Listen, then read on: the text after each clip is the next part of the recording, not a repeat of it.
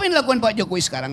Dia lagi mempersiapkan upacara besar-besaran di IKN tanggal 10 dengan mengerahkan 500 sampai 1.500 relawan. Mau ngapain di situ coba?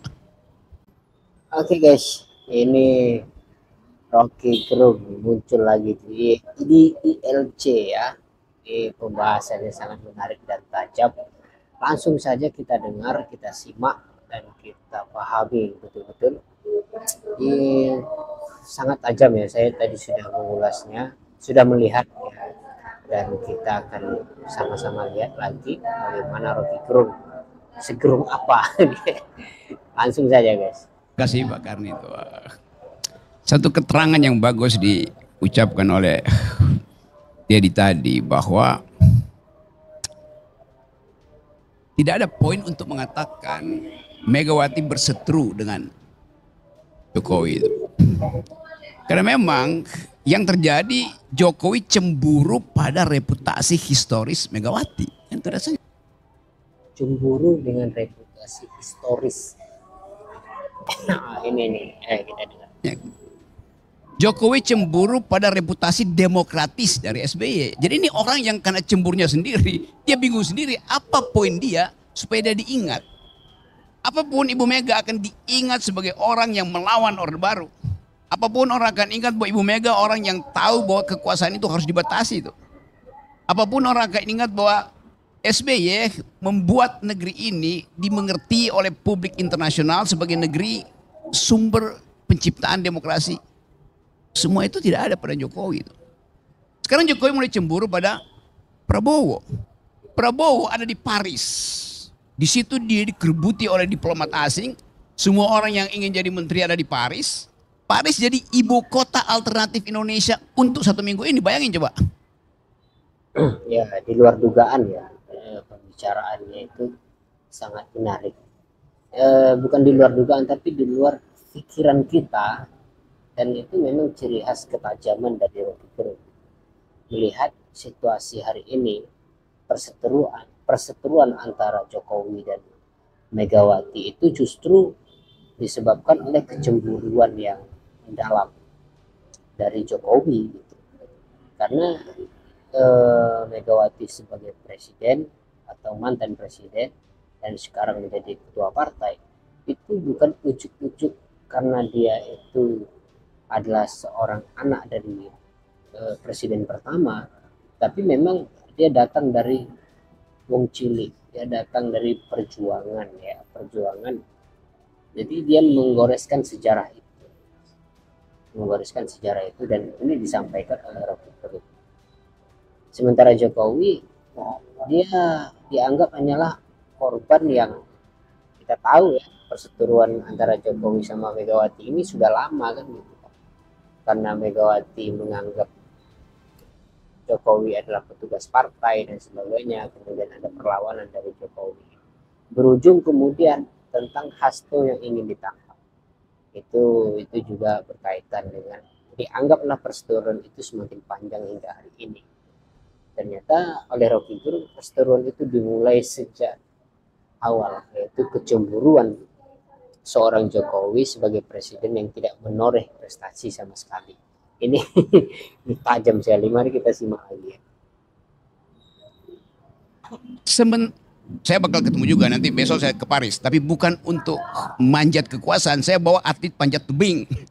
Bedanya di situ tuh. Apa yang dilakukan Pak Jokowi sekarang? Dia lagi mempersiapkan upacara besar-besaran di IKN tanggal 10 dengan mengerahkan 500 sampai 1.500 relawan. Mau ngapain di situ coba? Mau pamer bahwa IKN itu ada legasi dia. Memang karena Projo bilang, kenapa kalian, wartawan tanya kenapa kalian akan pergi ke IKN? Ya kan IKN itu ada legasi Pak Prabowo, legasi Pak Jokowi, artinya legasi kami juga sebagai relawan.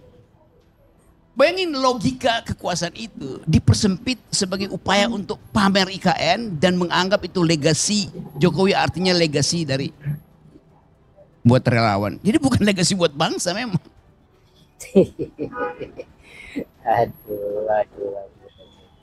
Ini makanya Rocky Gerung ini jadi musuh negara kan? Karena dia terlalu tancap untuk berbicara soal ini.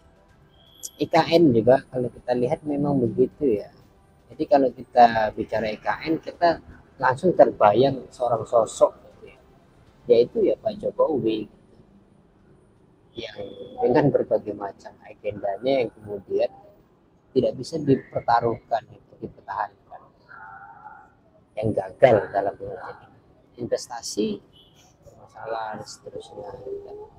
Yang kemarin terakhir itu kan lebih update lagi tentang apa, ingin rapat kabinet di sana gagal lagi. Justru dengan para relawan, artis-artis yang diundang itu, mereka rapat sama artis-artis akhirnya kan itu. Mengundang influencer itu dalam pengertian supaya lebih banyak yang mendidik, tapi ya nyatanya juga gagal ya. Itu poinnya. Kita lanjut. Jadi betul tadi dia mengatakan bahwa kita hidup dalam the Republic of Fear itu. Republic of Fear itu judul buku ditulis oleh seorang akademisi Harvard untuk menggambarkan keadaan Irak ketika dipimpin oleh Saddam Hussein. Republic of Fear itu diplototi sampai kemanapun. Itu yang terjadi sekarang. Tetapi sangat beruntung bahwa seseorang muncul untuk mengatakan no terhadap fear itu. Ada film judulnya F3 itu, Fun Fearless Female. Seorang perempuan yang tidak pernah punya rasa takut itu. Ciri-cirinya apa?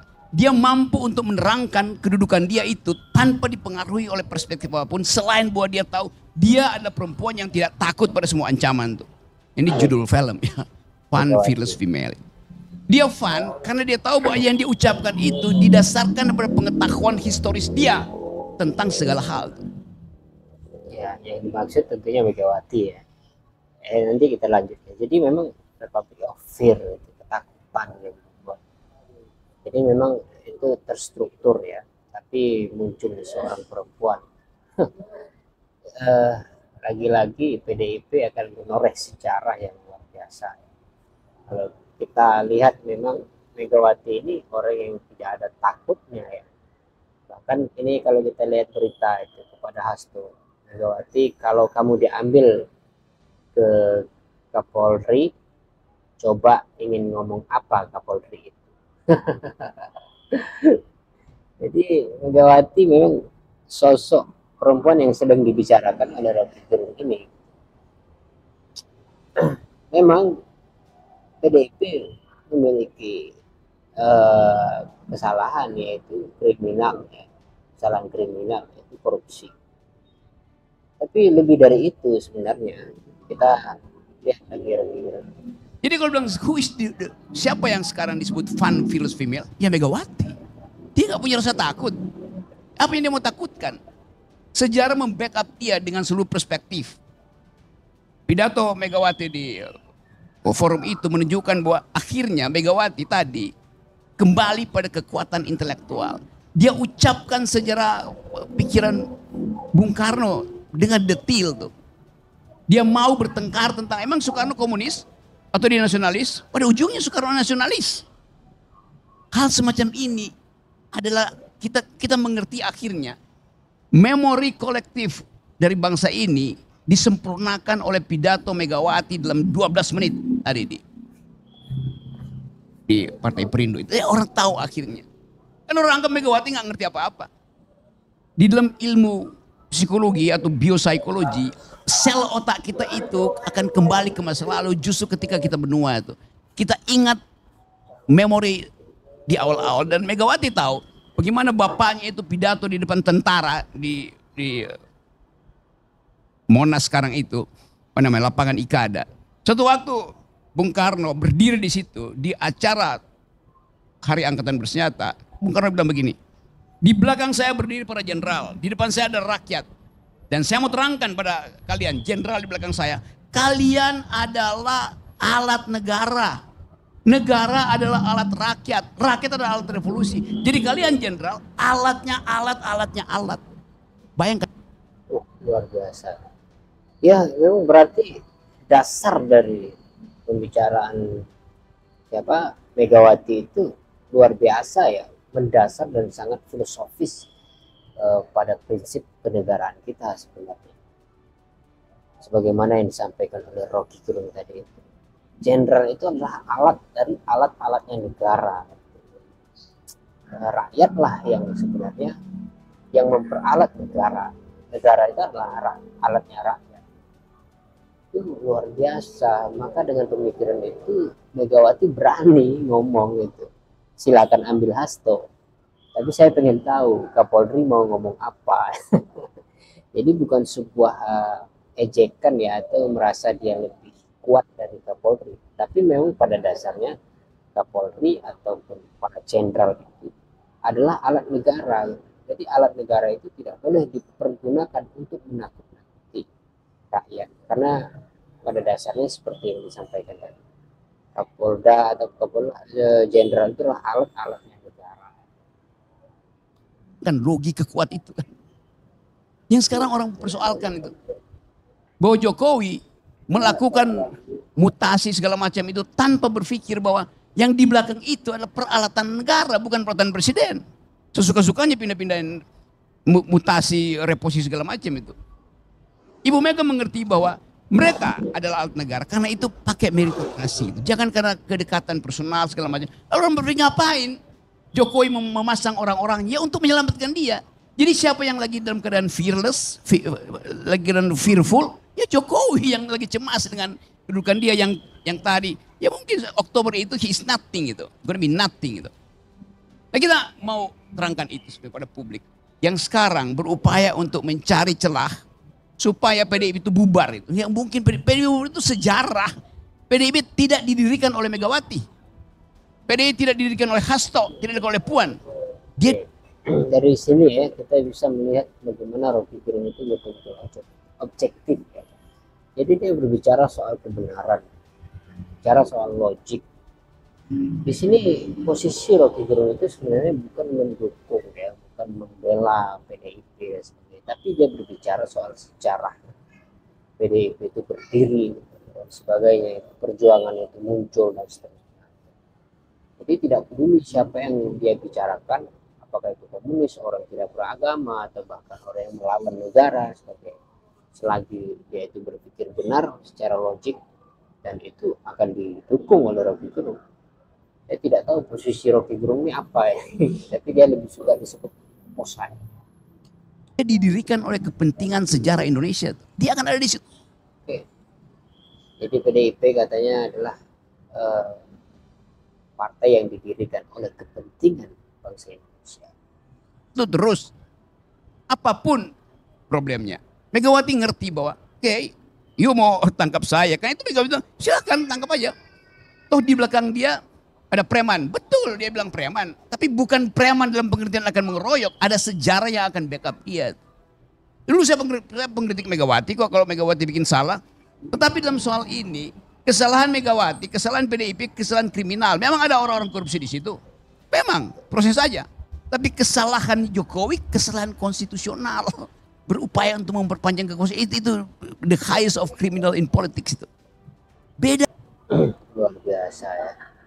Itu yang terbukti kita lihat ini ya, Mahkamah Agung melegalkan dinasti politik Jokowi Prabowo. Memang upaya membela atau mendukung Prabowo itu adalah untuk memperpanjang kekuasaan. Itu tidak bisa ditolak sebagaimana yang disampaikan oleh Rocky Gerung ini.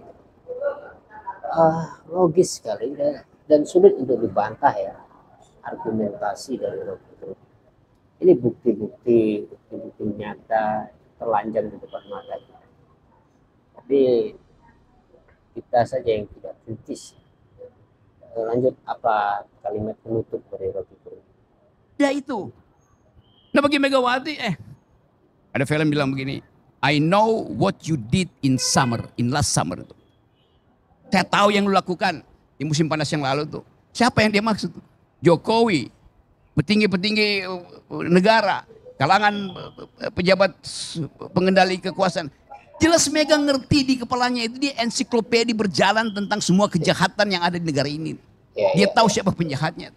Jadi kalau mau adu-adu perspektif, karena itu mungkin Mega bilang, lu kecil lu tuh, nggak ada apa-apa lu, you are peanuts itu kan. Nah ini yang mau kita pastikan itu, karena kita lagi belajar Supaya jangan sampai di ujung kekuasaan seseorang itu karena punya arogansi ingin membatalkan sejarah yang membesarkan dia. Dasarnya itu kan. Satu waktu dalam sejarah mitologi Yunani ada seorang ibu dibunuh oleh anaknya karena ingin dipersembahkan kepalanya pada raja yang akan diabdikan berikutnya.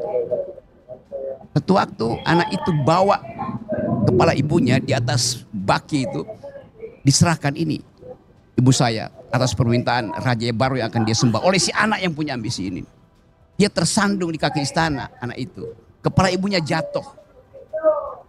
Kepala yang udah jatuh pun masih bilang begini, nak hati-hati, ini tangganya berbahaya. Kepala ibunya yang dia penggal masih bisa bicara tuh.